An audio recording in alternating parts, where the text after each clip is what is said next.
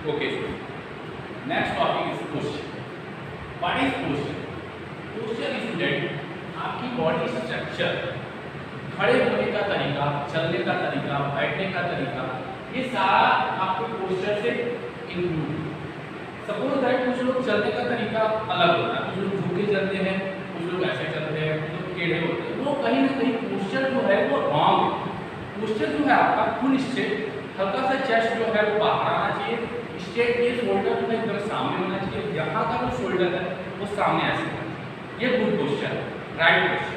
ये रॉन्ग, ये रॉन्ग, ये सारे रॉन्ग पोस्चर। तो सबसे पहले पोस्चर, पोस्चर का मतलब खड़े होने का तरीका गुड अच्छे वे में होना चाहिए, बैठने का तरीका अच्छे, कुछ लोग बैठते हैं ऐसे बैठ जाते हैं, ऐसे बैठ जाते हैं। बैठने का तरीका ये है कि जब भी हम बैठेंगे सीटिंग पोजीशन,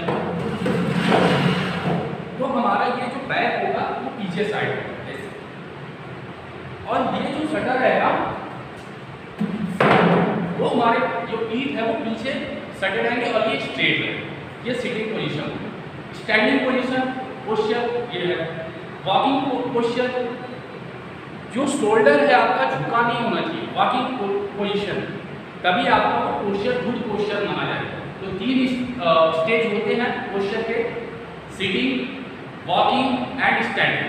तो तीनों पोस्चर इसमें आ जाएंगे। पोस्चर का मतलब ये होता है कि जो भी आपका बॉडी स्ट्रक्चर है क्या वो सही वे में है कि नहीं है, यही पोस्चर है। Next, advantage of correct posture. अब मैं आपसे अगर पूछूं कि एडवांटेज क्या क्या होते हैं गुड पोस्चर के, तो आप नॉर्मली जो है कि बेसिकली आप बहुत ही आराम से 2-4 टॉपिक बता सकते हो। क्या क्या होते हैं advantage correct posture? Improve your health, जो आपका हेल्थ होता है वो इंप्रूव करता है। जब भी आप गुड पोस्चर में रहोगे तो आपका हेल्थ क्या करेगा? इंप्रूव करेगा। ठीक है। सोशल इन्वायरमेंट, जब भी आपका पोस्चर अच्छा रहेगा तो आप किसी भी समाज में या किसी भी फील्ड में बैठोगे तो आपकी बॉडी स्ट्रक्चर लोग देखेगा कि हाँ good body structure, good body, well sitting posture, well sitting condition, well walking condition, जो भी कंडीशन रहेगी वो सारे वो आपको इंक्लूड हो जाएगा। गुड बॉडी फंक्शन, जब भी आपका पोस्चर सही रहेगा, करेक्ट रहेगा, ये सारे एडवांटेज हैं पोस्चर के, गुड पोस्चर के। ठीक है। तो जो भी एडवांटेज है इससे, जैसे कि मैं बताया कि एडवांटेज पोस्चर के, जो सिटिंग पोस्चर है, स्टैंडिंग पोस्चर है, या स्टैंडिंग पोस्चर है, या फिर सिटिंग पोस्चर है, या वॉकिंग पोस्चर है, तीनों पोस्चर में आपको यही देखने को मिलेगा कि आपका जो बॉडी स्ट्रक्चर है क्या वो सही वे में है या नहीं। यही है बेटर सिलेक्शन ऑफ प्लेयर। देखिए इसमें क्या होता है कि जब आपका स्ट्रक्चर सही रहेगा तो आप कहीं ना कहीं एक अच्छे प्लेयर के रूप में भी उभरोगे। तो कहीं ना कहीं आपका पोस्चर अगर एडवांटेज देखा जाए तो इसमें एक बेटर सिलेक्शन भी हो जाता है एक प्लेयर का। नेक्स्ट,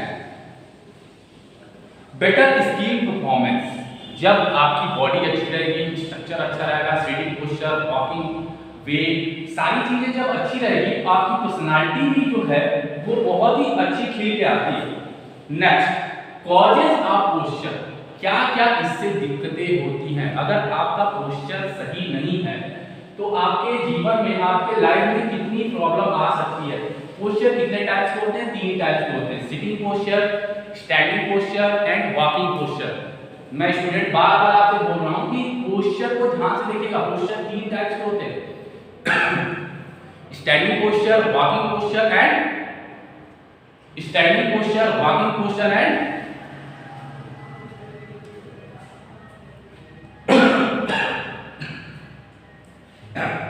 तो जो भी पोस्चर है आपके, वो कॉजेस क्या क्या हो सकते हैं। पहली चीज तो आप ये देखिएगा कि जब आपका पोस्चर नहीं सही रहेगा तो सबसे पहली चीज, अगर आप बाइक पे बैठ के जा रहे हो, बाइक चला रहे हो, तो सबसे पहली चीज आपका पोस्चर नहीं सही है तो कहीं ना कहीं आपका एक्सीडेंट होगा। तो पहली चीज तो ये जान लीजिए कि रॉन्ग पोस्चर का सबसे पहला डिमेरिट कहा जाए या कॉजेस कहा जाए तो एक्सीडेंट। सबसे पहला टॉपिक हो गया एक्सीडेंट। दूसरा लैक ऑफ न्यूट्रिशन डाइट। क्या होता है कि जब आपका इनकरेक्ट पोस्चर होता है, बैड पोस्चर होता है, तो इसमें कहीं ना कहीं आपके खाने पीने की भी दिक्कतें होती हैं, तभी ये आ जाता है। रॉन्ग पोस्चर हेल्दी, मतलब अगर आप बैड पोस्चर में रहोगे तो कहीं ना कहीं आपका जो हेल्दी एनवायरनमेंट है वो उससे इफेक्टेड होगा, और वो जब इफेक्टेड होगा तो कहीं ना कहीं आपकी बॉडी जो है वो सही वे में नहीं रहेगी। तीसरा एज फैक्टर। एज फैक्टर मैं बता दूं स्टूडेंट, यहाँ पे पोस्चर आप लोग समझ रहे होंगे कि खड़े होने से क्या एज का अंतर होता है। बिल्कुल होता है।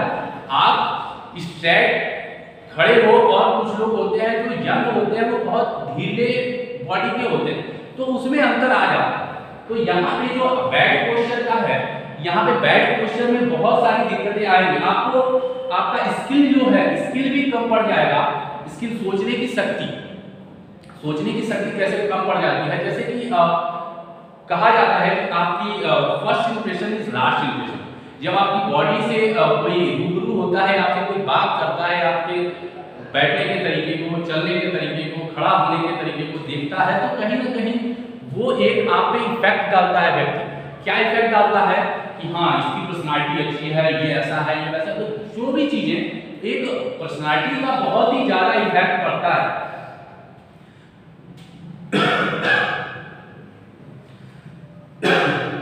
Next, poor cloth. Bad posture, cholera bad posture में अगर आप क्लॉथ बॉडी के हिसाब से नहीं पहनते हो तो कहीं ना कहीं वो भी आपका बैड पोस्चर को इफेक्ट करता है। नेक्स्ट स्टूडेंट देखिएगा, posture deformated at there corrective measure. मतलब इसमें आपके 6-7 टॉपिक्स हैं, इसको आप ध्यान से देखिएगा कि जो आपकी बॉडी होती है वो किस तरीके से इफेक्ट करती है और किस तरीके से क्रिएट होता है, उसमें दिक्कतें, प्रॉब्लम्स कैसे क्रिएट होती है। जो जनरली दिक्कतें मैं बता रहा हूँ केवल पोस्चर की वजह से, केवल आपको सिटिंग, गुड सिटिंग पोस्चर की वजह से, स्टैंडिंग पोस्चर की वजह से, वॉकिंग पोस्चर की वजह से जो आपके बॉडी में प्रॉब्लम्स होती हैं वो मैं आपको बता रहा हूँ। पहले देखिएगा नॉक नी। नॉक नी का मतलब मैं बता दूं स्टूडेंट, नॉक नी का मतलब होता है कि जो दोनों पैर आपके होते हैं वो कभी कभी देखा होगा आपके ज्वाइंट होते हैं। मतलब ये इसमें जो स्पेस होता है दोनों पैरों के बीच में वो बहुत ही कम होता है, और दोनों पैर इस तरीके से चिपके हुए होते हैं दोनों पैर, तो उसको बोलते हैं हम नॉक। नॉक नी में दोनों पैर जब चिपके हुए होंगे तो ये बहुत ही प्रॉब्लम करते हैं आपके वॉकिंग करने में। वॉकिंग जब आप करोगे तो दोनों पैर ऐसे लड़ेंगे, तो इसको सही करने के लिए, नॉक नी को करेक्ट करने के लिए बहुत सारी योगा होते हैं। नॉक नी को करेक्ट करने के लिए बहुत सारे योगा होते हैं, बहुत सारे मेजरमेंट होते हैं। पहला अर्ध धनुरासन। अर्ध धनुरासन में क्या होता है कि पूरी बॉडी जो है आपकी धनु की आकार की हो जाती है। उसमें क्या होता है कि जब आपका धनुरासन करते हो तो कहीं ना कहीं उसमें आपके लेग का इफेक्ट पड़ता है, और वो जो दोनों पैर तो आपके चिपके हुए होते हैं कहीं ना कहीं उसमें गैप आने लगते हैं, वो धनुरासन के।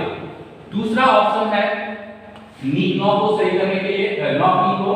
दूसरा तरीका है अगर आप तकिया को अपने पैरों के बीच में रख के सोते हो तो कहीं ना कहीं वो सही हो जाता है। Next, flat foot. Flat foot का मतलब स्टूडेंट पैर जो आपका होता है निचला सतह जो होता है वो बराबर होता है किसी का।